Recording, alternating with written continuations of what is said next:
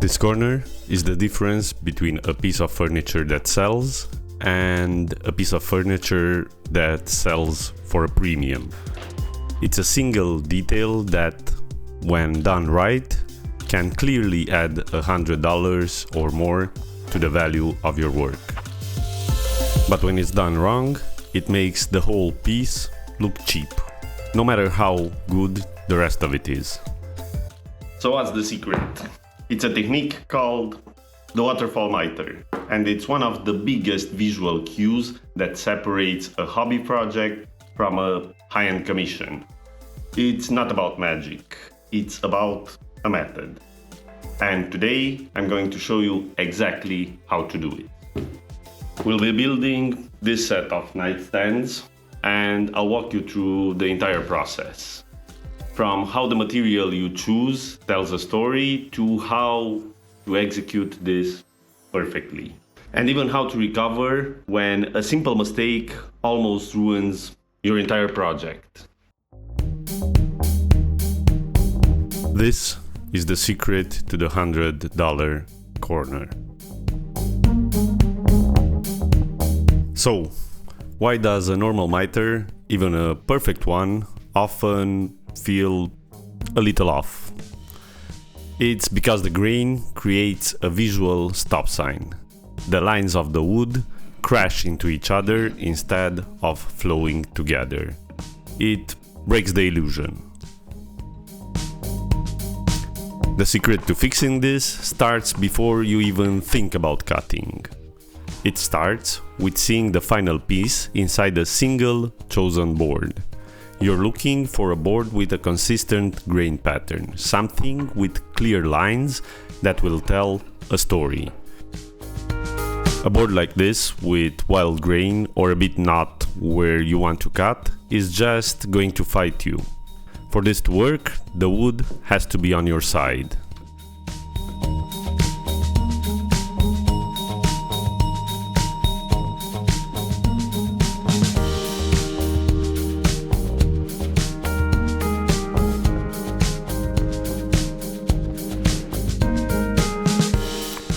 Once you have your board, you can map out the project. Think of it like origami. We're going to unfold the box flat onto the board and then use our cuts to fold it back perfectly. I'll mark out the top, the sides and the bottom, all in sequence.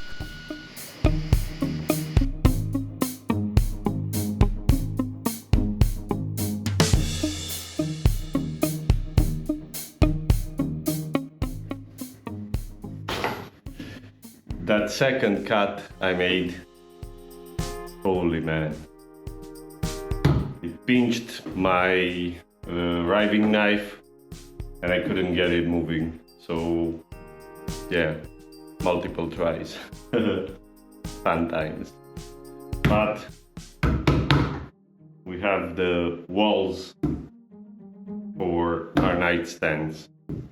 Let's start thinking about the back and the drawer.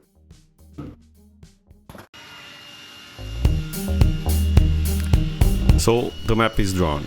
Now, why can't I just use a miter saw for this? A lot of people would. The problem is precision. Even a tiny bit of slop or blade deflection on a sliding miter saw will show up as a gap on a joint this exposed. To guarantee two 45-degree cuts add up to a perfect 90, you need a system that is perfectly stable and perfectly repeatable. And that's why for a joint this critical, it has to be the table saw sled, or in my case, the sliding table. Before we can even think about miters, there's another detail. My final nightstand case needs to be deeper than this single board. The amateur move would be to just grab another random board and glue it on, but the professional approach is to maintain the story of the grain. So I'm going to resaw this board right down the middle on the bandsaw, and by doing that we can open it up like a book to create a perfectly mirrored bookmatch panel.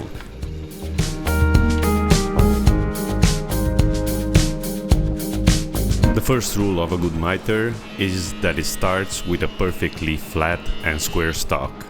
There's no way around it.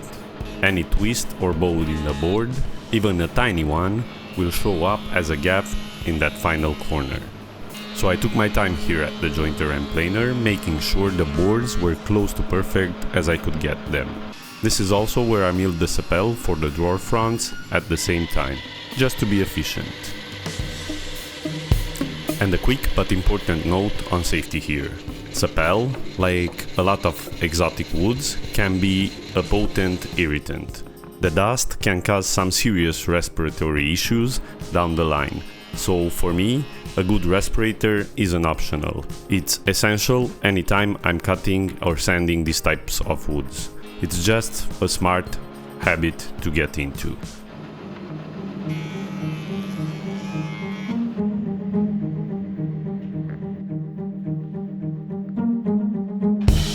After letting the book-matched halves sit for a minute, I can glue them up to create a single white panel that would form the body of the nightstand.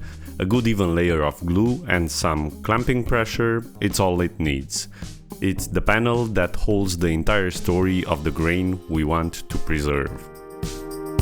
After that, the panel dries overnight. The boards are now one.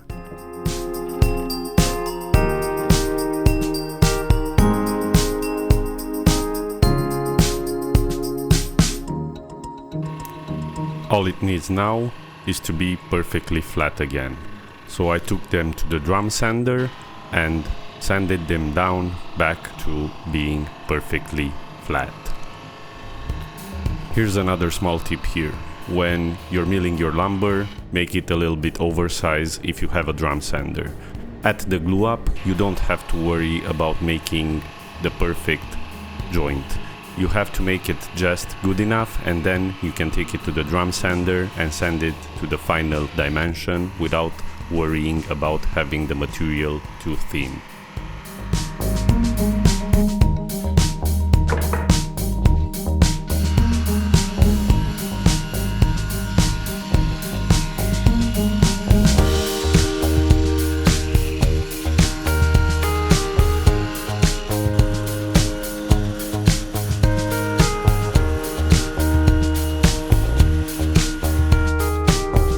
Now for the cuts. I've got my sliding table dialed into a perfect 45 degrees. The key here isn't speed, it's consistency. I'm making sure the board is held firmly against the fence for the entire cut to prevent any shifting.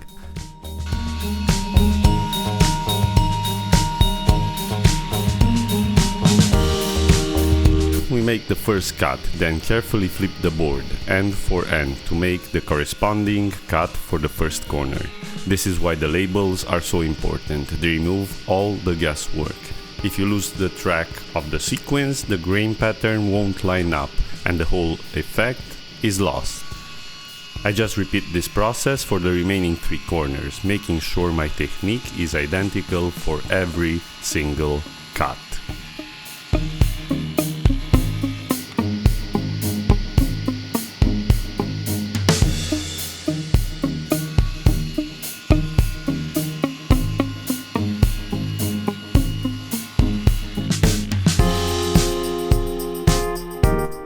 Now, before we can even think about glue, there's a step that a lot of people skip, but it's what guarantees the case will be strong and perfectly square.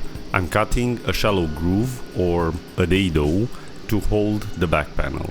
Now, you don't need a fancy dado stack for this. I'm just using my standard blade and making a few passes, moving the fence a tiny bit each time, until the groove is the right width. This not only adds a ton of strength by locking the back panel into place, but it also acts as a built-in squaring guide during the glue up.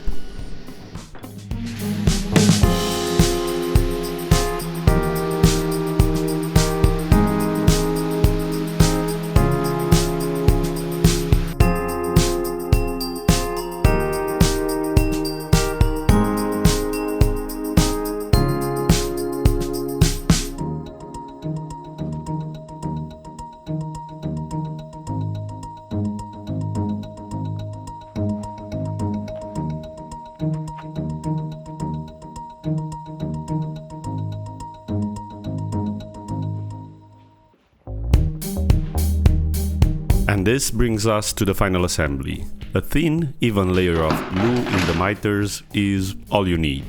Too much glue will squeeze out and can be a real pain to clean up in these sharp corners. Then the back panel slides right into the grooves we just cut.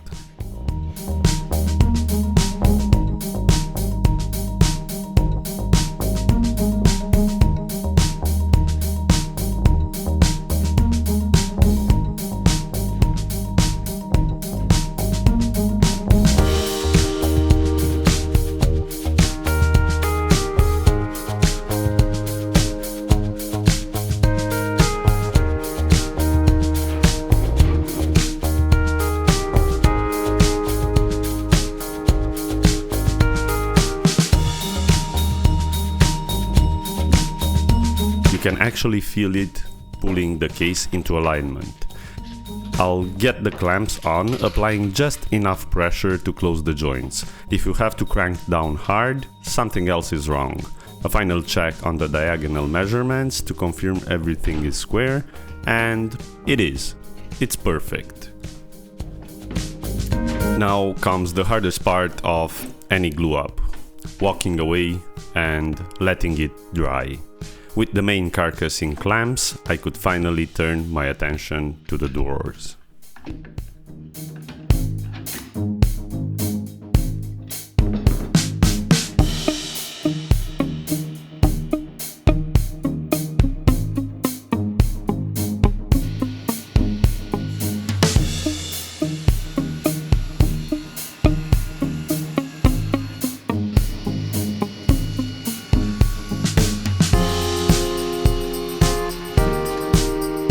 I moved on to what should have been the easiest part of the whole build, the drawer boxes. They're just simple boxes with standard construction. I figured I could knock them out in an hour, no problem.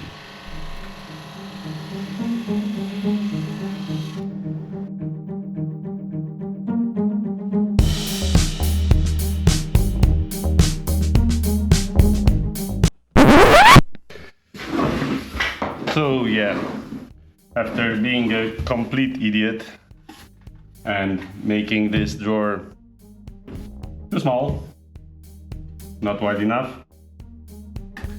I have to do it again. So here we are. We're gonna glue up everything again. I have no idea what I measured. I can only state the fact that I'm a complete and utter moron. Yeah, so we're gonna do it again. I'm gonna put in some B-roll. You're gonna see what's happening. Basically, the width of this, we're gonna have beside this and the runners about 5-6 millimeters, and it's way too much. So I made these just a few millimeters longer,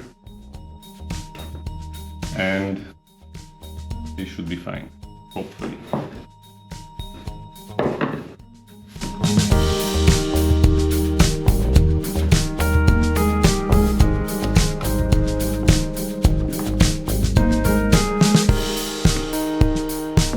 There's no magic trick here, just work. The first thing was to carefully salvage the expensive sapel panels I already milled for the drawer front. Thankfully, those were still the right size, but the boxes themselves were a total loss. So I was back to square one, breaking them down, recalculating the measurements with the drawer slides in my hand this time, and building them all over again, piece by piece. But persevering through that frustration meant I could finally use those fronts we saved to add a detail that makes this whole piece special. By taking a single thick board of sapel and resawing it right down the middle, we can open it up like a book to create a perfectly mirrored symmetrical grain pattern. It's a high-end detail that you can't just get any other way. We're essentially unlocking the wood's hidden artwork, and it's what's going to make these nightstands truly one of a kind. With the boxes built correctly, everything finally slid into place. A perfect, smooth fit. The recovery was complete. Now it's time to see the magic we started this whole journey for.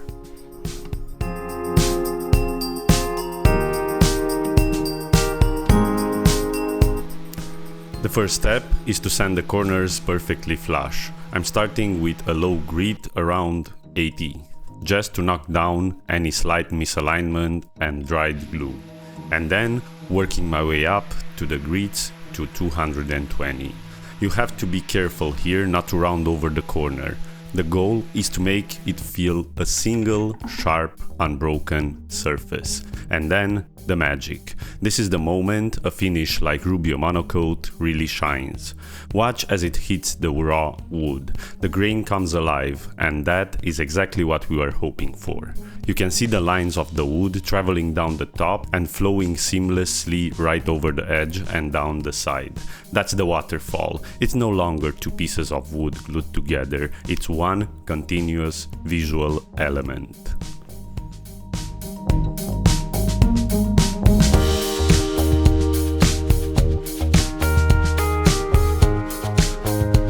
With the case looking perfect, it was time to give the drawers the same level of attention. I'm adding a simple handle on top, but I didn't want to break the clean line of the nightstand. The solution is a small detail that makes a big difference. I'm using a sharp chisel to carefully pare away a shallow 1mm deep recess. This isn't about hogging out material, it's about surgical precision. A few light passes, a little cleanup with a sanding block, and the handle it now sits perfectly flush inside that recess. This means the top gap between the drawer and the case can be perfectly consistent from end to end. It's a tiny detail that no one will ever notice, but it's the kind of thing that elevates a piece.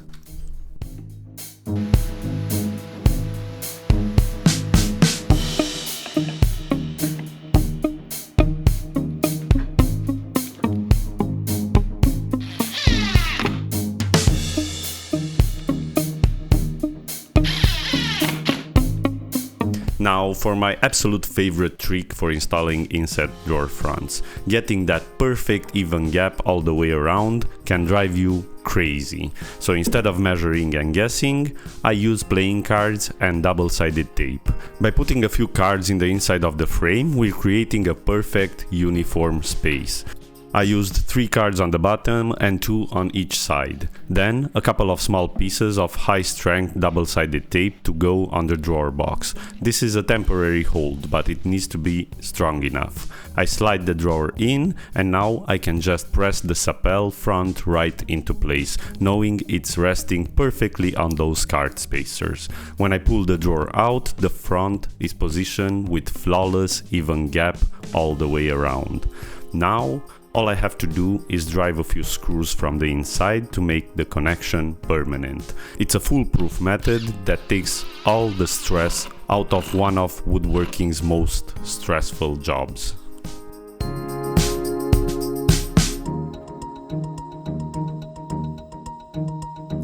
With the fit perfected, I can only take the fronts off one last time for the finish. This is the big advantage of pre-finishing your parts. Getting a perfect even coat of Rubio monocoat inside all of the corners and all of these surfaces would be a nightmare if it was already assembled. This way, I can give each piece the attention it needs. Once the finish is cured, it's just a matter of putting it all back together for the last time.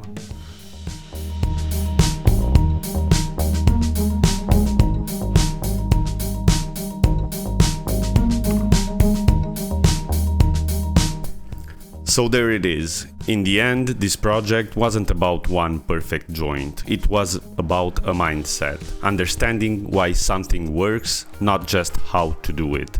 And it was about a reality that sometimes the most valuable skill is knowing how to recover from a huge mistake, to make sure that that perfect joint has a perfect home. If this is the kind of woodworking you're interested in, the details, the process, and even the mistakes, then I'd love to have you subscribe and join our community. It's the single best way to let me know that those videos are providing real value. I'd also love to hear your own stories. What's the biggest or most frustrating mistake you've ever had to fix in a project? I read every single comment, so let's talk about it. Thanks for watching. See you on the next one.